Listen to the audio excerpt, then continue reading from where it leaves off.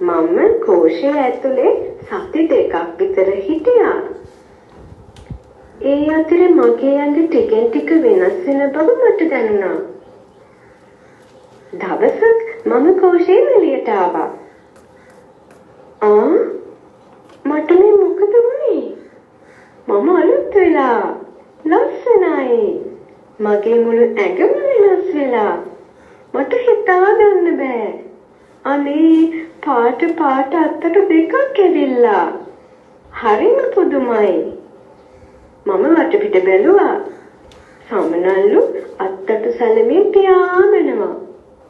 මමත් එයාලා වගේනේ කියලා මට හිතුණා. ඔව් මමත් එයාලා වගේමයි. මටත් එක්ක යවන්න පුළුවන්නේ. බඩගින්නක් දැනුණා. මම කොලයකට ළඟ වුණා. ඒ කොල කන්න බෑ. මම සමනලුන් දිහා බැලුවා. එයාලා ඈතට පියාඹනවා. මමත් එයාලත් එක්ක පියාඹුවා.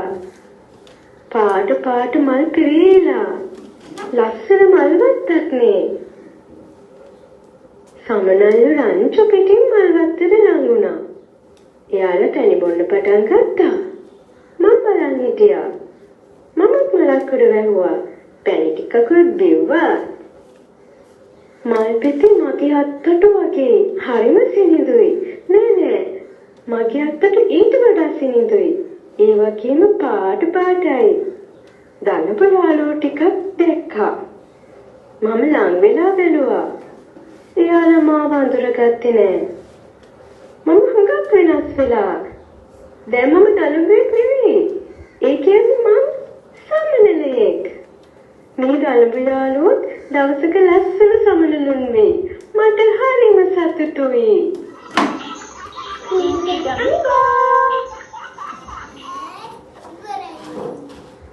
ඒ වීඩියෝ එකේ මොනවද දැක්කේ ඔයගොල්ලෝ?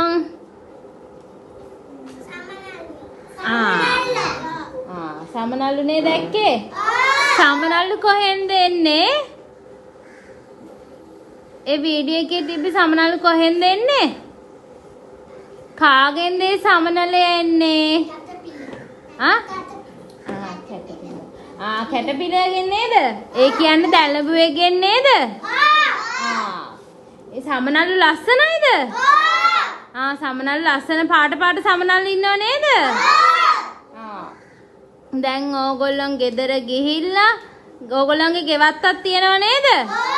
ඒ ගෙවත්තට එන ලස්සන සමනල්ලු ගැන බලන්න ඕනේ හොඳේ? ලස්සන සමනල්ලු ඉන්නවද කියලා බලලා ටීචර්ලට ඇවිල්ලා කියන්න ඕනේ. දැන් ඔක්කොමල්ලා මොන්ඩිසෝරියේ මේ වත්තට ගිහිල්ලා අපි බලමුත් සමනල්ලු කොහමද කියලා. සමනල්ලු ඉන්නවද කියලා බලමුද වත්තේ? ඒ මේ සමනල්ලු දැන් අපි වත්තේ බැලුවට පස්සේ ඒ ඉන්න සමනල්ලු අපි මේ කොලේක ඇඳගෙන එමු. ගෙදර ගිහිල්ලා ලස්සනට ඇඳගෙන එන්න ඕනේ.